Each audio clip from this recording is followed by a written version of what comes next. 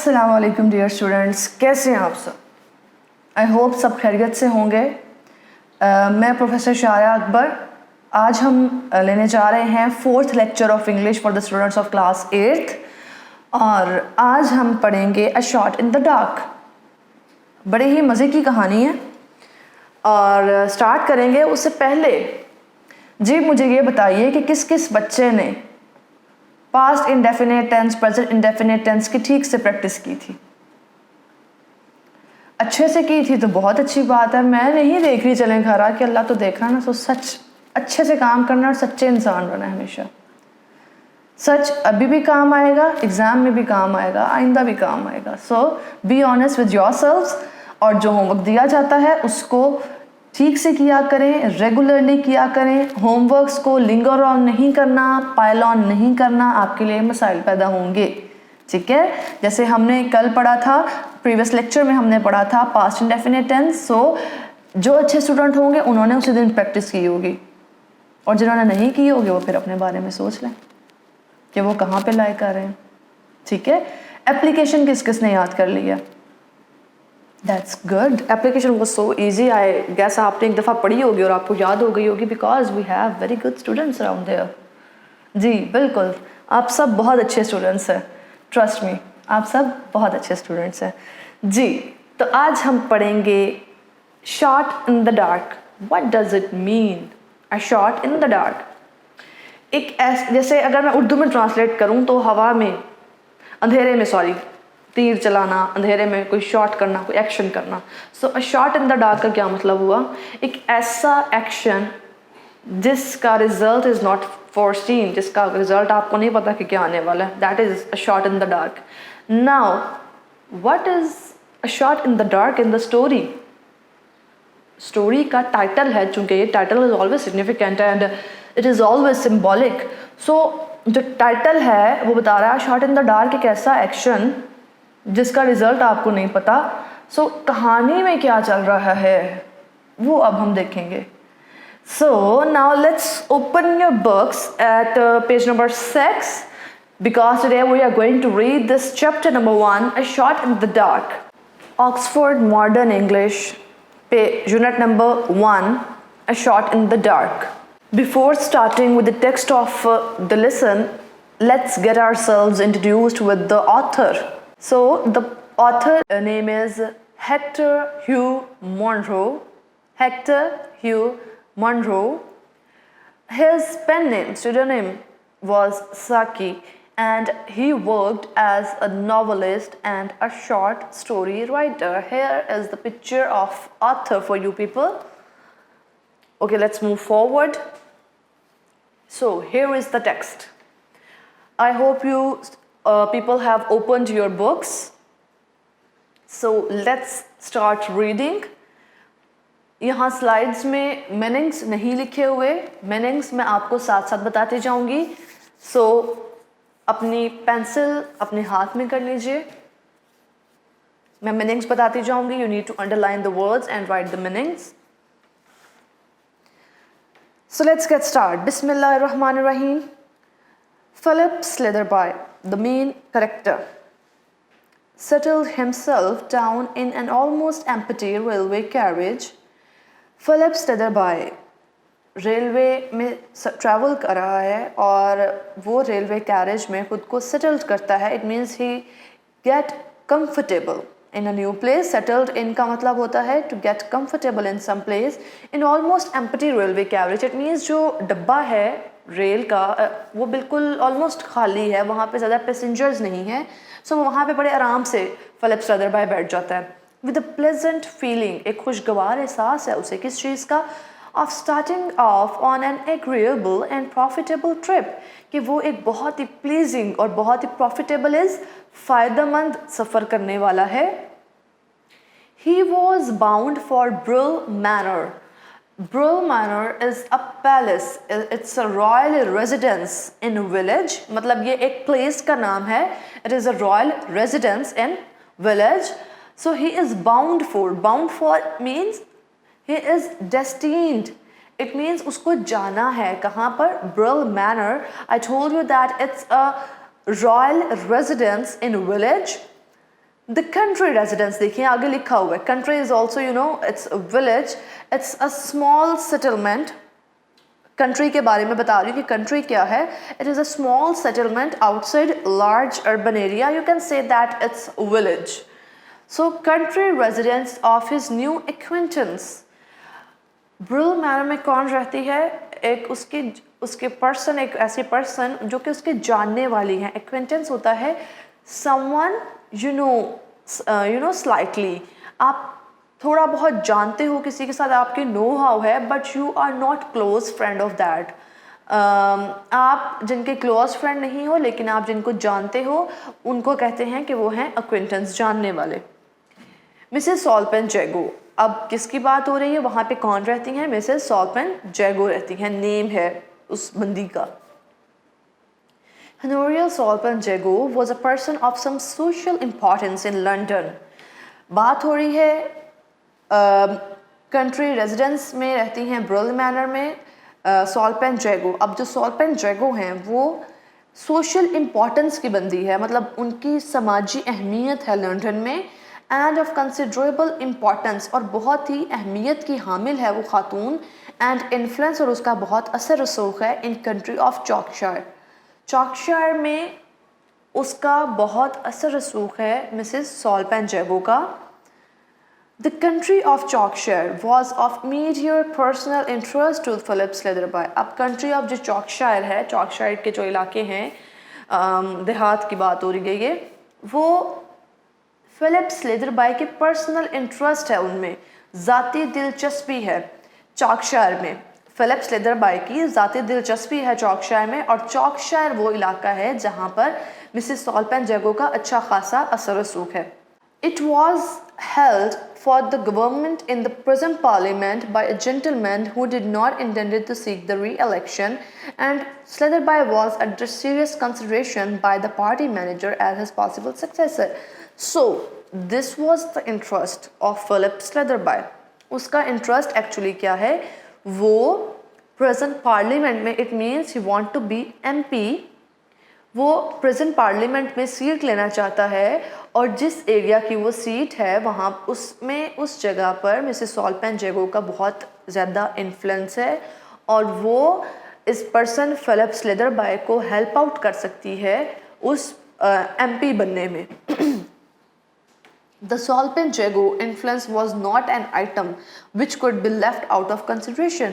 यानी Mrs Saltpen Jago का जो इन्फ्लुएंस है, उसका जो असर रसूख है, वो एक ऐसी चीज़ है जिसको गौर किए बगैर छोड़ा नहीं जा सकता। मतलब उसको खुश करना और उसका सपोर्ट हासिल करना फिलिप स्लेदरबाय के लिए बहुत ज़रूरी है। And Philip Sletherby had been delighted at meeting Honoria at a small and friendly luncheon party, still more gratified when she had asked him down to her country house for the following Friday to Tuesday। अच्छा जी, सॉल्पेन जैगो को gratify किया गया और उसने जो है luncheon party, यानी luncheon party कहते हैं आफ्टरनून पार्टी, जहाँ पे थोड़ा बहुत लाइट मील सर्व किया जाता है, मतलब बहुत हैवी लंच पार्टी नहीं, हल्का फुल्का टी पार्टी कहा जा सकता है इसको। सो टी पार्टी में उसकी मुलाकात हो चुकी है मिसेस सॉल्पेन जैगो से, और उसको और ज़्यादा ऑनर किया गया, यानी कि जब मिसेस सॉल्पेन जैगो ने उससे कहा, किससे कहा, सॉल्पेन जैगो ने स्लेदरबाय से कहा कि वो उसकी कंट्री प्लेस जो उसका हाउस है जिसकी बात ऊपर हो रही है, ब्रिल मैनर में आकर फ्राइडे से ट्यूसडे तक रहे। He was obviously on approval, and if he could sure the goodwill of his hostess he might count on the nomination as an assured thing. अच्छा, ऑन अप्रूवल होता है कोई भी चीज़, अगर चीज़ के बारे में बात करें तो ऑन अप्रूवल वो चीज़ होती है कि जब आप किसी चीज़ को परचेज करते हो और अगर उसमें कोई प्रॉब्लम आती है, कोई फॉल्ट आता है, तो आप उसको रिटर्न कर सकते हो। सो यहाँ पर लेकिन इस चीज़ का ये मतलब होगा कि Philip Sletherby was on approval. It means कि फिलिप स्लेदरबाय अगर जाता है और मिसेस सॉल्पेन जैगो उससे सेटिस्फाइड हो जाती हैं, यानी अगर मिसेस सॉल्पेन जैगो स्लेदरबाय को ओके कर देती हैं, तो फिर स्लेदरबाय की सीट जो है कंफर्म्ड हो जाएगी। लेकिन अगर ऐसा नहीं होगा, वो अपने होस्टेस की गुडविल हासिल नहीं कर सकेगा तो फिर उसकी सीट हासिल करना उसके लिए मुश्किल हो जाएगा। If he fails to find favour in his eyes, लेकिन वो आगे मेंशन कर दिया गया है कि अगर वो अपनी होस्टेस यानी जो मेज़बान है उसकी नज़रों में फेवर हासिल नहीं कर सकता, उसकी फेवर हासिल नहीं कर सका, तो फिर क्या होगा? The local leaders would probably cool off in their early enthusiasm for him, यानी जो लोकल लीडर्स का इंटरेस्ट डेवलप हुआ है फिलिप स्लेदरबाय में वो भी ख़त्म हो जाएगा। कब? अगर वो अपनी होस्टेस की गुडविल हासिल ना कर सका, यानी उनकी हमायत और उनकी खुशनुदी हासिल ना कर सका तो उसकी एमपी बनने की जो ख्वाहिश है वो अधूरी रह सकती है। Moving on to the next page. First paragraph में पढ़ा है, सीन क्या है फर्स्ट ऑफ ऑल कि फिलिप स्लेदरबाय एक ऑलमोस्ट एम्प्टी रेलवे कैरेज में बैठा हुआ है और जो है वो कहाँ जाना चाहता है? He is destined to Brill Manor. There he want to meet Mrs. Solpenjago. Why he wants to meet Mrs. Solpenjago? Because she could help him to be MP. And अगर फिलिप स्लेदरबाय अपनी होस्टेस की goodwill हासिल नहीं कर सकता तो उसकी seat हासिल करना मुश्किल हो सकता है। आगे बढ़ते हैं। Among the passengers dotted about on the platform, वहाँ प्लेटफॉर्म पे बहुत से जो पैसेंजर फिर रहे थे awaiting their respective ट्रेन्स का वेट कर रहे थे। स्लेदरबाय spotted a club acquaintance, उसको एक अपने क्लब का जानने वाला मिल गया and beckoned him up to the carriage window for a chat. beckoned का मतलब होता है इशारा करना। सो फिलिप स्लेदरबाय ने उसको इशारा करके ट्रेन के जो विंडो है वहाँ पर बुला लिया कि कुछ थोड़ी सी बात कर सके। Oh, you are staying with Mrs. Solpenjago for the weekend, are you? अब जो पर्सन उससे मिलने आया है उसका क्लब एक्वेंटेंस वो क्या कह रहा है कि क्या तुम मिसेस सॉल्पेंजागो के पास वीकेंड गुजारने वाले हो? I expect you will have a good time. मुझे लगता है कि तुम वहाँ पे गुड टाइम गुजारोगे। She has the reputation of being an excellent hostess. She'll be useful to you too. If the Parliament project, hello, you are off. Goodbye. अच्छा जी, अब जो क्लब एक्वेंटेंस है उसने मिसेस सॉल्पेंजागो के बारे में बड़ा अच्छा कमेंट किया है that she is suppose to be a very excellent hostess, कि वो बहुत ही अच्छी मेज़बान है, उसकी अच्छी रेपुटेशन है। और उसने क्या कहा है कि अगर जो पार्लियामेंट वाला प्रोजेक्ट है, इट मीन्स कि जो आप पार्लियामेंट में पोजीशन लेना चाहते हो उसमें भी वो आपके लिए यूज़फुल हो सकती हैं। और फिर वो उसे गुड बाय करता है, यकीनन ट्रेन चलने लगी है। Sletherby waved goodbye to his friend, हाथ से गुड बाय का इशारा करता है, गुड बाय वेव करता है उसे। Pulled up the window and turn his attention to magazine lying on his lap, window चढ़ाता है और क्या करता है वो अपने गोद में पड़े हुए मैगजीन की तरफ अपनी नज़र मरकूज कर लेता है। He has scarcely glanced at a couple of pages. उसने बमुश्किल, scarcely mean hardly, उसने hardly कुछ ही पेजेस पढ़े थे। However, when a smothered curse caused him to glance hastily at the other occupants of the carriage. अभी उसने चंद एक सफ़े ही पढ़े थे कि एक smothered curse, it means something that is not clear. Curse is लानत, गाली। So smothered is that is not clear, बहुत क्लियर अल्फाज में ना बोला गया हो लेकिन थोड़ी सी ढकी छुपी आवाज़ में, आहिस्ता आवाज़ में किसी ने अब्यूज़ किया, लानत भेजी, तो फ़ौरन से जो स्लेदरबाय थी उसकी नज़र पड़ी अपने रेलवे कैरेज में मौजूद अदर पैसेंजर की तरफ है। Occupant of the carriage, it means passenger of the carriage. So तेज़ी से उसने कहाँ देखा? Someone who was sitting in the carriage. His travelling companion, उसके साथ जो सफ़र करने वाला साथी था, वॉज अ यंग मैन, एक नौजवान था, ऑफ अबाउट 22 साल का, विद डार्क हेयर, उसके गहरे रंग के बाल थे, fresh complexion, fresh complexion it means flawless, neat complexion था उसका, and a blend of smartness and disorder that is typical of a rambler. और उसमें ब्लेंड था यानी इम्तजाज था किस चीज़ का? उसमें स्मार्टनेस थी, फुर्ती थी, तेज़ी थी, एंड डिसऑर्डर और बदनज़मी, something that is not arranged, उसमें बदनज़मी और फुर्ती का कोलैबोरेशन था, इम्तजाज था, ब्लेंड था। That is typical of a Rambler. Rambler होता है someone who travels just for pleasure, ऐसा शख्स जो कि किसी मकसद की खातिर नहीं सिर्फ प्लेजर के लिए सफ़र करता है उसे कहते हैं रैम्बलर। सो उस शख्स के अंदर फुर्ती और बदनज़मी का इम्तिजाज था जो कि एक गश्त लगाने वाले यानी एक रैम्बलर के लिए टिपिकल होता है, उसका खासा होता है। ही वॉज सर्चिंग फ्यूरियसली, फ्यूरियसली होता है एंग्रीली, गुस्से से, वो गुस्से से तलाश कर रहा था।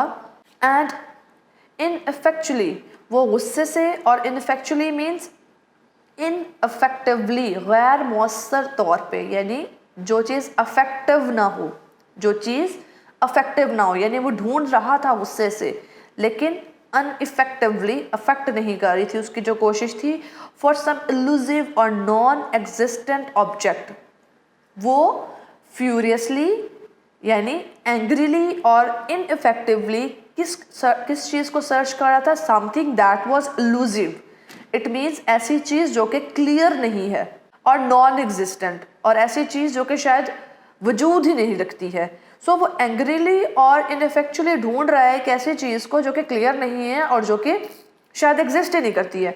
फ्रॉम टाइम टू टाइम ही डग, वो बार बार क्या करता है, वो निकालता है 6 penny coin out of his waistcoat pocket, वो 6 पैसे का सिक्का अपने वेस्ट कोट पॉकेट से निकालता है और उसकी तरफ देखता है। And stared, stared means to see, एक चीज़ को देखना, घूरना। एट इट रूफुली, वो दुख से उसकी तरफ बार बार देखता है। Then recommenced the futile searching operation, और फिर क्या करता है, दोबारा शुरू कर देता है। रिकमेंस्ड होता है to start again. That futile searching, वो जो लाहासिल कोशिश वो कर रहा है वो दोबारा से शुरू कर देता है। अ सिगरेट केस, अच्छा जी, अब उसकी ये लिस्ट ज़रा गौर कीजिएगा, इसके मुताबिक आप, इसका एक शॉर्ट क्वेश्चन भी है आपका।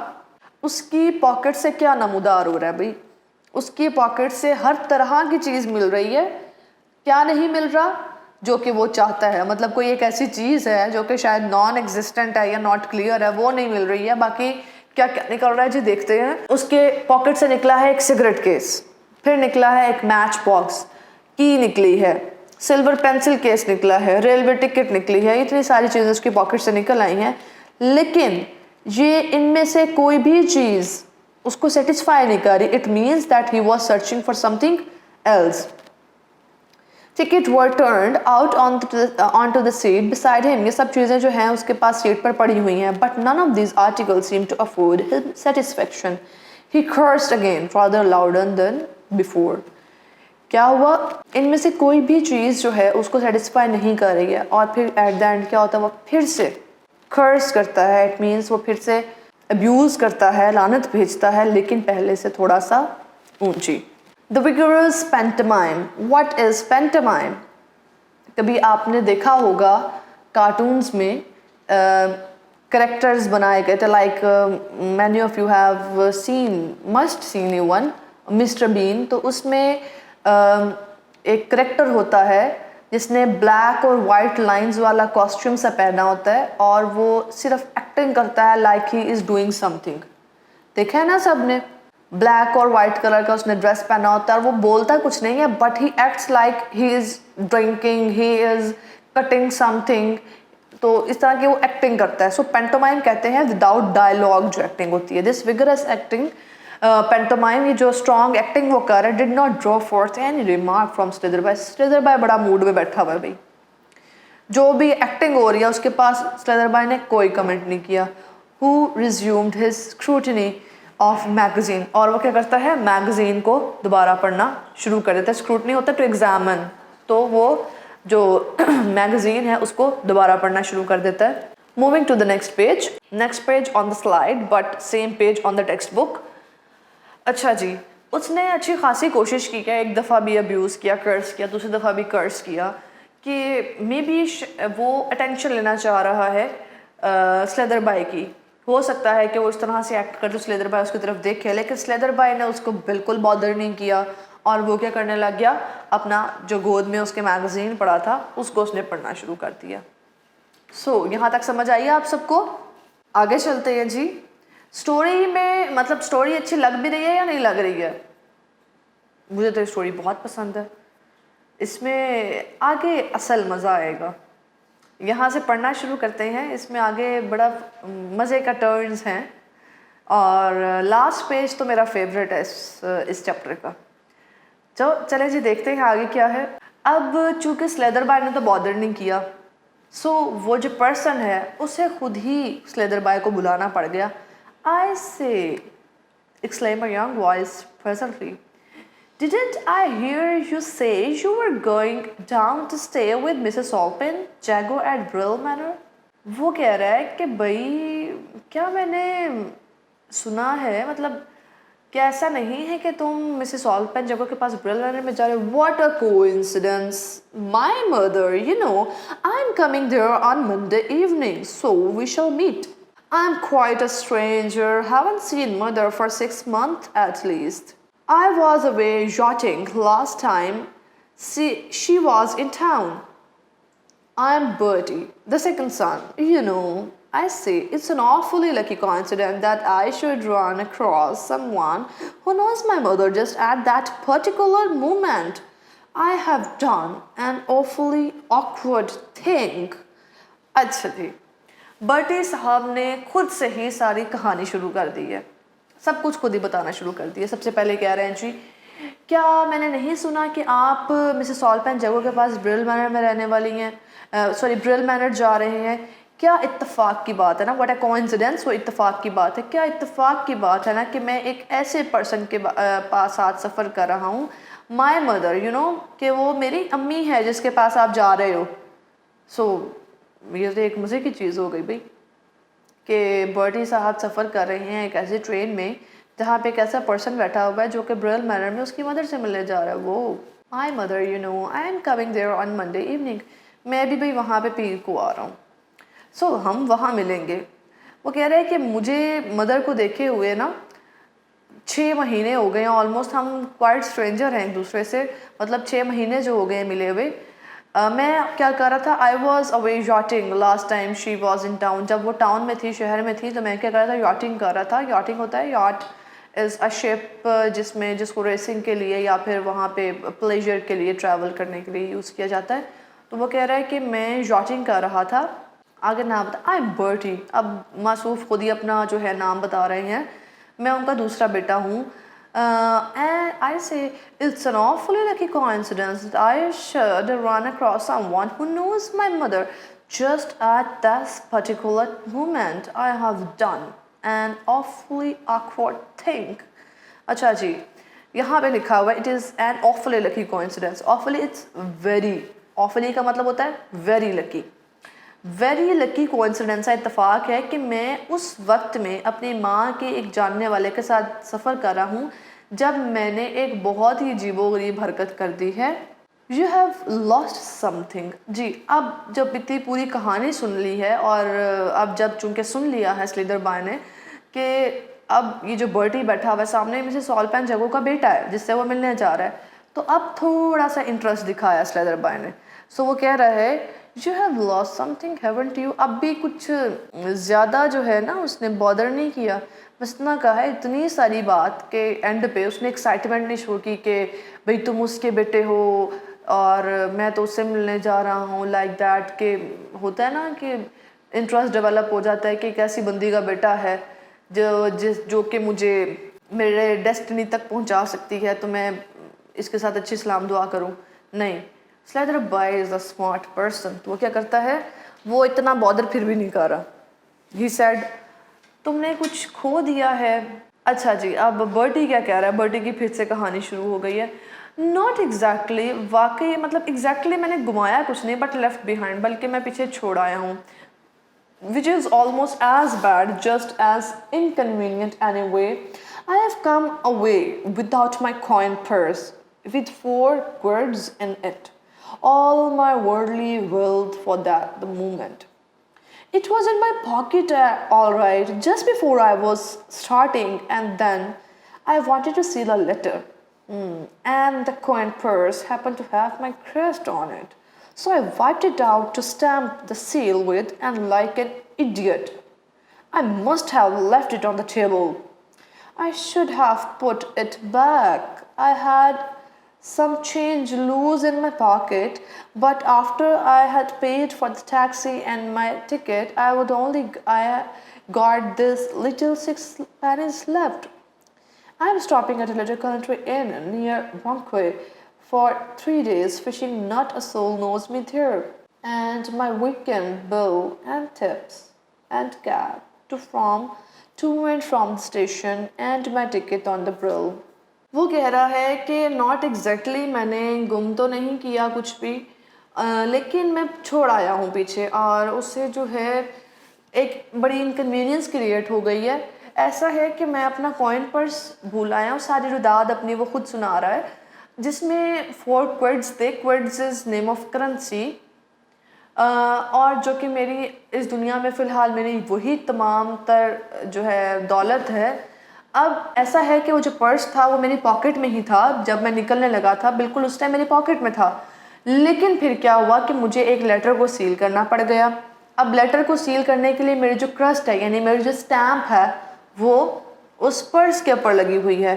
सो लेटर स्टैम्प करने के बाद मैंने जस्ट लाइक एन इडियट, यानी एक बेवकूफ़ इंसान की तरह मैंने उसको पर्स को वहाँ टेबल पे ही छोड़ दिया होगा और वापस अपनी पॉकेट में नहीं रखा होगा। I had some change loose in my pocket. अब मेरे पास सिर्फ थोड़े से ही पैसे लूज़ में बचे हैं, जो उसने टैक्सी का किराया पे किया है, टिकट पे की है, उसके पास सिर्फ 6 पेनीज़ बचे हैं। और वो बता रहा है कि मैं कहाँ रुकने वाला, I am stopping at a little country in, कि मैं एक छोटे से इन होता है होटल, छोटे होटल में रुकने वाला हूँ, एक गांव के छोटे होटल में रुकने वाला हूँ। और वो स्टेशन की जगह क्या बता रहा है, ब्रोंके। कितने दिन के लिए रुक रहा है वो, 3 डेज़। और करना क्या उसने वहाँ पे, fishing. Not a soul knows me there, वो कह रहा है मुझे वहाँ कोई नहीं जानता। और वीकेंड टिप्स, बिल और कैब सब कुछ मिला के जो है वो आगे बताएगा कि उसे कितने पैसे लगेंगे। सो इस सारे पैराग्राफ में वो अपनी सारी कहानी बता रहा है। वो कह रहा है कि भाई मैंने गुम नहीं कुछ किया है, बल्कि मैं छोड़ आया हूँ पीछे। क्या छोड़ आया हूँ, अपना पर्स। उस पर्स में कुछ पैसे थे। अब वो छोड़ कैसे आया है, क्योंकि उसके पर्स के ऊपर उसकी स्टैम्प लगी हुई थी। अब उसने लेटर जब स्टैम्प किया निकलने से पहले, तो उसी टेबल के ऊपर उसने अपने पर्स छोड़ दिया। अब चूंकि पैसे सब उसमें थे तो बर्टी को प्रॉब्लम का सामना है। अच्छा जी, क्रस्ट क्या होती है, क्रस्ट होती है स्टैम्प।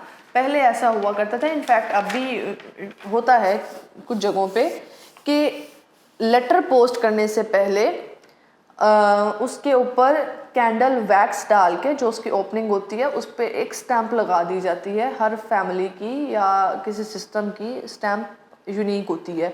सो अब ये जो बर्टी है उसकी स्टैम्प किसके ऊपर लगी हुई थी, फिक्स हुई थी।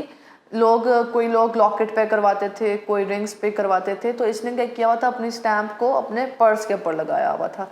सो स्टैम्प करते हुए अपना पर्स वहाँ टेबल पे ही भूल गया। पीछे वो बता रहा था कि अब जो भी अखराजात हैं अपने, कि टिकट लेके कैब का किराया देकर, आगे वो इंग्लिश पढ़ते हैं इसकी हम, माउंट अप टू 2 और 3 क्विड वांट इट। वो कह रहा है कि 2 से 3 क्विड्स लगेंगे, उसके पर्स में 4 क्विड्स थे। इफ़ यू वांट, अच्छा जी आगे बड़ा कॉन्फिडेंट है ये, चेक करें क्या करता है।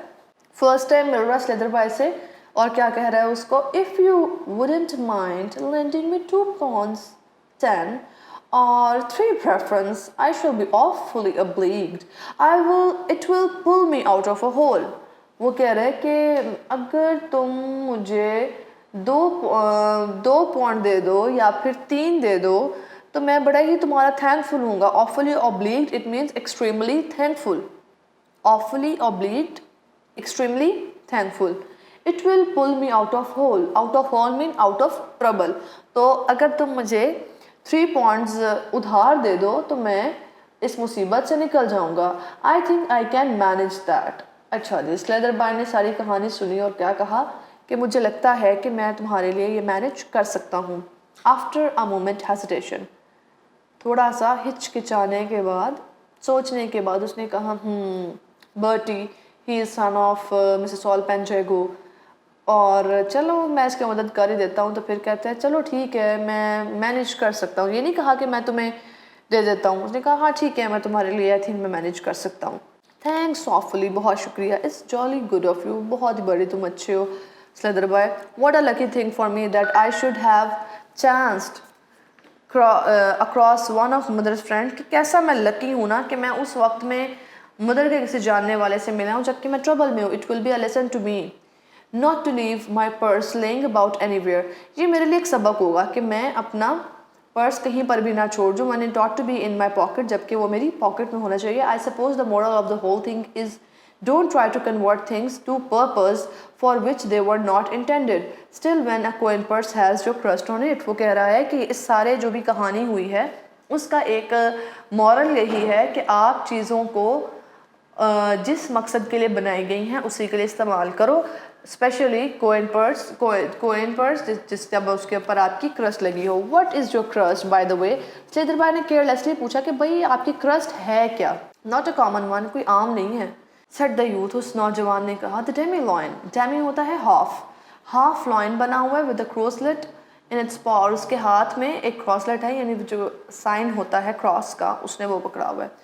When your mother wrote to me, जब तुम्हारी माँ ने मुझे खत लिखा था, giving me a list of trains she had, if I remember rightly, a running greyhound on her note paper. Observed Slytherby, there was a tinge of coldness in his voice. अच्छा जी, Philip स्लीदरबाई कह रहे हैं कि तुम बता रहे हो तुम्हारी स्टैम्प जो है वो डेमी लॉइन है। इट मीन्स के हाफ लॉइन है जिसने क्रॉसलेट पकड़ा है। लेकिन अगर मुझे सही से याद है तो तुम्हारी मदर ने जब मुझे लेटर लिखा था तो उस लेटर पे उन्होंने जो स्टैम्प लगाई थी दैट वाज ग्रे हाउंड। ये बात करके उसके लहजे में थोड़ी सी सर्द महरी आ जाती है। आज का जो लेक्चर है हम इसको यहीं पर वाइंड अप करेंगे।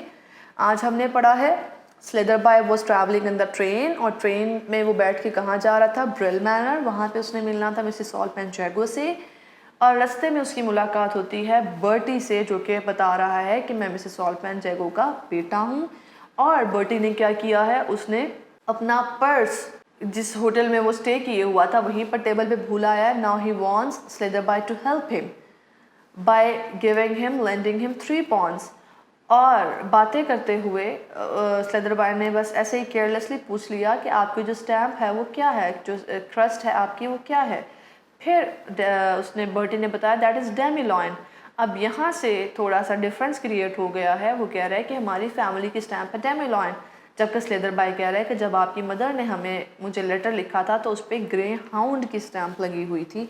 सो यहाँ पे एक ट्विस्ट क्रिएट हो रहा है कि चूँकि फैमिली सेम है तो स्टैम्प भी सेम होनी चाहिए, लेकिन यहाँ बात में डिफरेंस आ रहा है। सो द क्वेश्चन अराइजेज कि क्या बर्टी मिसेस सॉल्ट जैगो का बेटा है या नहीं? What do you think? सोचिए इस बारे में और देखते हैं हम इसके बर्टी मिसेस सॉल्ट जैगो का एक्चुअली बेटा है या नहीं। ये चीज़ हम फाइंड आउट करेंगे इंशाल्लाह नेक्स्ट लेक्चर में। जी तो स्टूडेंट्स, आज ऑलमोस्ट हमने first half of first chapter read out किया है। आई होप को आपको समझ आ गई होगी। कैसे लगी आपको story? Interesting? Actually it is interesting. अब आगे क्या होगा स्टोरी में इंशाल्लाह वो नेक्स्ट लेक्चर में देखेंगे। अब पढ़ाई काफ़ी कर ली है, अब थोड़ी सी बात कर लेते हैं आपस में। आजकल घर हैं माशाल्लाह, सब सिबलिंग्स ही आप सब घर ही हैं, तो बहन भाइयों में छोटे मोटे झगड़े होते रहते हैं। सो बदकलामी भी बाज़ौक़ात हो जाती है, बाज़ौक़ात आप एक दूसरे के से झगड़ पड़ते हैं और कुछ बुरी बात भी कर देते हैं। तो आज से ऑनवर्ड हम कोशिश करेंगे कि हमारी ज़ुबान से कोई बुरे अल्फाज किसी के लिए भी ना निकले। हम चाहे हमारे सिबलिंग्स हैं उनकी दिल आज़ारी ना करें, उनको हर्ट ना करें, क्योंकि हमारा इखलाक is one of the most important thing. अगर हमारे इखलाक अच्छे हैं तो हमारी दुनिया भी अच्छी है, हमारी आखिरत भी अच्छी है। हमारे नबी पाक सल्लल्लाहु अलैहि वसल्लम अल्लाह ताला को इतने महबूब क्यों थे? उनकी सबसे बेहतरीन खूबी, सबसे आला खूबी क्या थी? उनके इखलाक।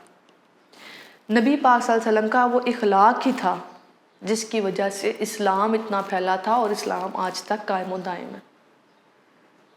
तो अपने इखलाक को, इस इखलाक जो है हमारा, हमारे दीन का एक हिस्सा है, हमारे ईमान का हिस्सा है, तो अपने इखलाक को बेहतर बनाएं।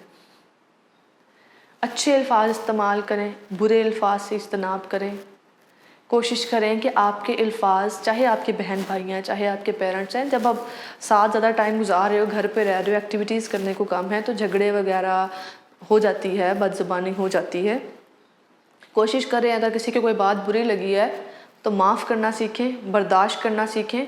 माफ़ कर देना सिफ़त इलाही है। गुनाह करते हैं, हम इंसान हैं, माफ़ करना सिफ़त इलाही है। अल्लाह की इस सिफ़त को ख़ुद थोड़ा सा माइनर सा अपनाने की कोशिश करें। एक दूसरे को माफ़ करना सीखें, बर्दाश्त करना सीखें, अच्छे अल्फाज इस्तेमाल करना सीखें। बिलखसूस अपने घर वालों के साथ, अपने माँ बाप के साथ, जो कि आपकी मोहब्बत के, आपके प्यार के सबसे ज़्यादा हकदार हैं, क्योंकि उनकी तमाम तर कोशिशें, तमाम तर मेहनतें, तमाम तर जो ज़िंदगी है उनके हर पल आपकी खातिर है, आपके लिए। तो कोशिश करें कि अपने अल्फाज, अपने लहजे को उनके साथ धीमा रखें, खूबसूरत रखें, बाकी घर वालों के साथ भी और दूसरों के साथ भी। यही वो तरीका है जो इस ज़िंदगी को जीने के काबिल बनाता है और इस ज़िंदगी को, इस दुनिया को खूबसूरत बनाता है। खुश रहें, आबाद रहें। अल्लाह हाफ़िज़।